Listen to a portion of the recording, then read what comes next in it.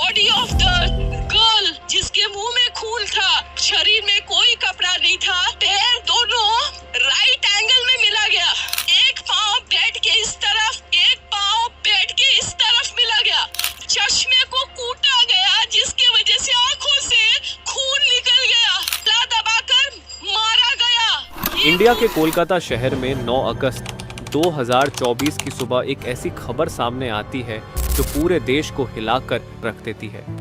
ये खबर थी एक 31 साल की महिला डॉक्टर की, जो कोलकाता के RG Kar medical college and hospital में अपनी ट्रेनिंग कर रही थी। हॉस्पिटल जैसे सुरक्षित माने जाने वाले जगह पर इस महिला डॉक्टर का मर्डर एंड रेप होना काफी चौंकाने वाला था। इस घटना का खुलासा तब हुआ जब डॉक्टर के डेथ बॉडी का पोस्टमार्टम किया गया। इस रिपोर्ट ने लोगों की रूह तक को हिला दिया, क्योंकि यह मामला सिर्फ एक मर्डर का नहीं था, बल्कि इससे कहीं ज्यादा खौफनाक केस था। पोस्टमार्टम रिपोर्ट में खुलासा हुआ कि उस डॉक्टर की हत्या गला घोंटकर की गई थी, इतनी ताकत से कि उनका थायराइड कार्टिलेज तक टूट गया था। इस हत्या के पहले डॉक्टर ने अपनी जान बचाने के लिए कोशिश किया था। इसका सबूत उनके शरीर पर मिले कई निशानों से मिला। सबसे डरावना सच तब सामने आया जब डॉक्टर के प्राइवेट पार्ट्स पर घावों के निशान पाए गए।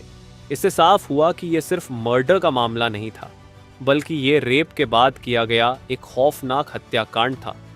हॉस्पिटल के परिसर में इतनी बड़ी घटना हो जाती है और किसी को कान खबर तक नहीं होती। क्या उस रात कुछ ऐसा हुआ था जिसे जानकर आप गुस्से से बौखला जाओगे?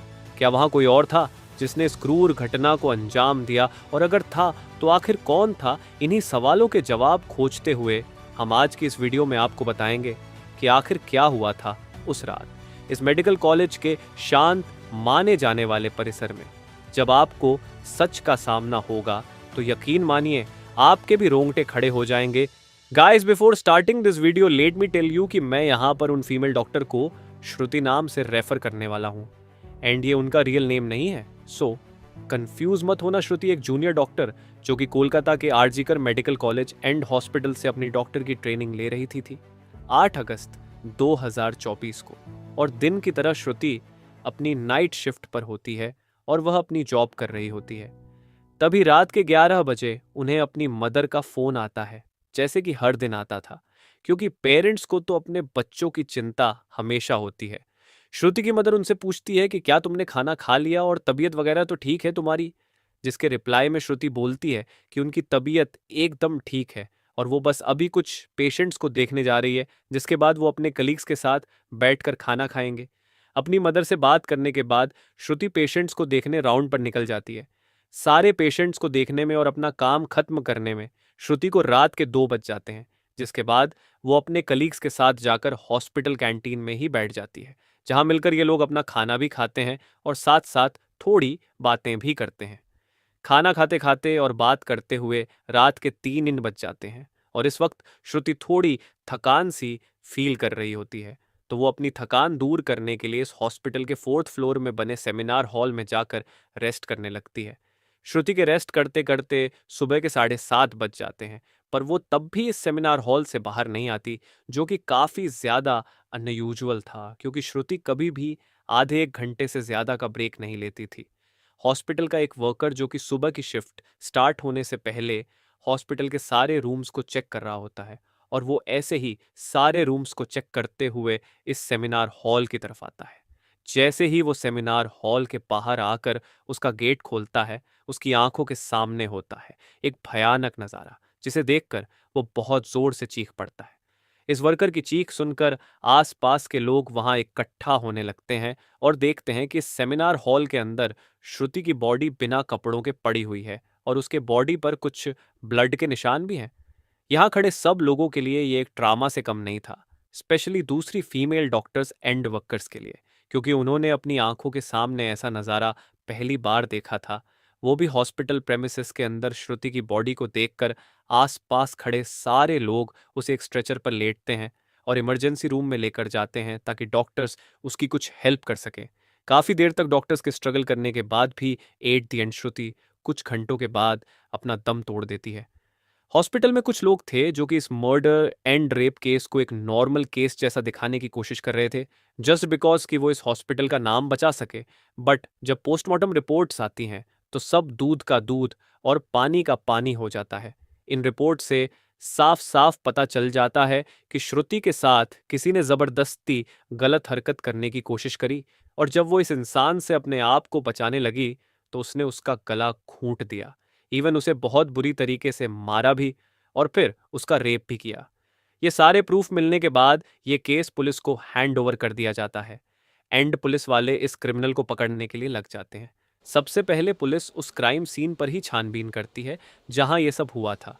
किस्मत से पुलिस वालों को वहां पर श्रुति के कुछ नेल्स एंड ब्लड सैंपल्स मिलते हैं और साथ ही एक ब्लूटूथ नेक बैंड। ये केस शायद और भी जल्दी सॉल्व हो जाता अगर उस फ्लोर पर सीसीटीवी कैमरा होते तो, बट बदकिस्मती से इस सेमिनार रूम के अंदर या इसके आसपास कोई सीसीटीवी कैमरा नहीं थे। लेकिन जिस रास्ते से इस फ्लोर पर एंटर करा जाता था वहां पर कुछ सीसीटीवी कैमरा थे। पुलिस वाले इन सीसीटीवी कैमरा में सुबह के 3 बजे से 8 बजे के बीच की रिकॉर्डिंग चेक करते हैं कि इतने टाइम के बीच कितने लोग इस फ्लोर पर आए और गए थे। इन सीसीटीवी फुटेजेस को चेक करने के बाद ये पता चलता है कि टोटल 6 लोग इस फ्लोर पर आए और गए थे। ये पता लगने के बाद पुलिस वाले एक एक करके इन 6 लोगों को पूछताछ के लिए बुलाते हैं कि वो लोग वहां पर उस टाइम क्या कर रहे थे। और इन लोगों को इस बीच यहाँ कुछ भी अजीब दिखा कि नहीं, इन लोगों से पूछताछ के दौरान पुलिस वाले उनके फ़ोन का ब्लूटूथ भी ऑन करके चेक करते हैं कि जो ब्लूटूथ हेडसेट उन्हें मिला था वो इनमें से किसका था। क्योंकि आपको पता होगा ही कि एक बार अगर आप किसी ब्लूटूथ डिवाइस से अपना फ़ोन पेयर करते हो तो अगली बार वो उससे ईजिली कनेक्ट हो जाता है। और फाइनली पुलिस वालों की ये ट्रिक काम भी आती है, क्योंकि ये ब्लूटूथ नेक बैंड इन 6 लोगों में से एक आदमी के फ़ोन से कनेक्ट हो जाता है, जिसका नाम था संजय रॉय, जो कि एक सिविल वॉलंटियर था। सिविल वॉलंटियर वो लोग होते हैं जो कि पुलिस के अंडर काम करते हैं और उनकी हेल्प करते हैं छोटे मोटे कामों को मैनेज करने में। लाइक आपने बहुत सारे फेस्टिवल्स अनऑथराइज्ड पार्किंग या भीड़ भाड़ वाले एरिया में देखा होगा कि कुछ ब्लू कलर की यूनिफॉर्म्स पहनकर ऑफिसर्स खड़े रहते हैं, जिनका काम होता है कि विदाउट एनी रीज़न कहीं पर भी ज़्यादा क्राउड इकट्ठा ना हो। तो अब पुलिस वालों को अपना पहला कातिल मिल चुका था, जिसके बाद वो संजय रॉय से और गुस्से से पेश आने लगते हैं। बट संजय पुलिस वालों की किसी बात का भी जवाब नहीं दे रहा होता, क्योंकि वो काफी ज्यादा नशे की हालत में था। इस बीच पुलिस वाले संजय का फोन भी चेक करते हैं, जिसमें उन्हें भर भर के पोर्नोग्राफिक कंटेंट मिलता है, जिससे उनका शक यकीन में बदल चुका था कि संजय ही श्रुति के मर्डर का मेन कल्प्रीट है। इसके बाद पुलिस वाले संजय रॉय को और ज्यादा डराने लगते हैं एंड फाइनली वो डर कर अपना गुनाह कबूल भी कर लेता है कि उसने ही श्रुति को मारा है और उसका रेप किया है। यह पता लगते ही कुछ पुलिस वाले और प्रूफ्स कलेक्ट करने संजय रॉय के घर जाते हैं, जहां पर उन्हें एक शू मिलता है जिसके ऊपर कुछ खून जैसे ही धब्बे थे। तो पुलिस वाले उसका सैंपल कलेक्ट कर लेते हैं।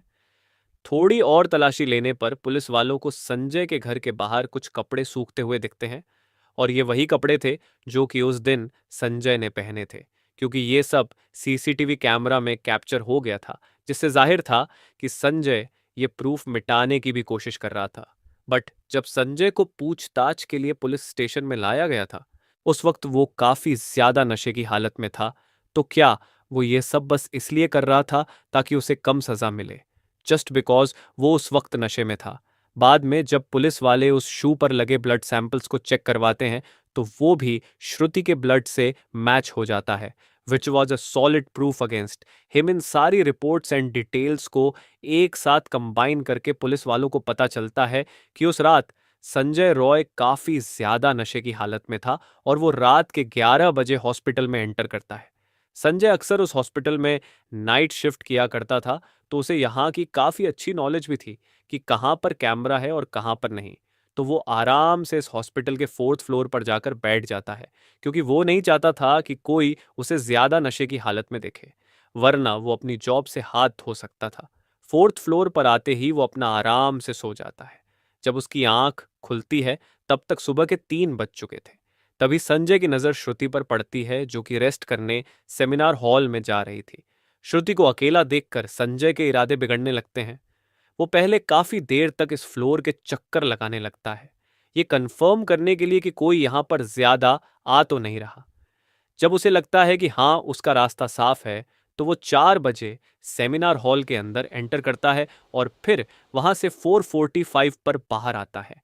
इन 45 मिनट्स तक श्रुति के साथ इस आदमी ने क्या क्या किया होगा और वो कितने पेन से गुजरी होगी, ये सोचकर ही किसी का भी दिल सहम जाएगा।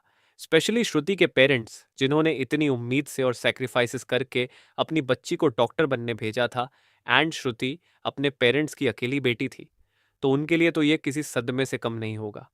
एंड गाइस, ये केस अभी भी क्लोज नहीं हुआ है और 23 अगस्त तक संजय राय को कस्टडी में रखा जाएगा। इस कातिल इंसान के साथ क्या होना चाहिए, आप कमेंट में ज़रूर बताना, और इस केस रिलेटेड जानकारी देखने के लिए चैनल सब्सक्राइब करें। Thank you.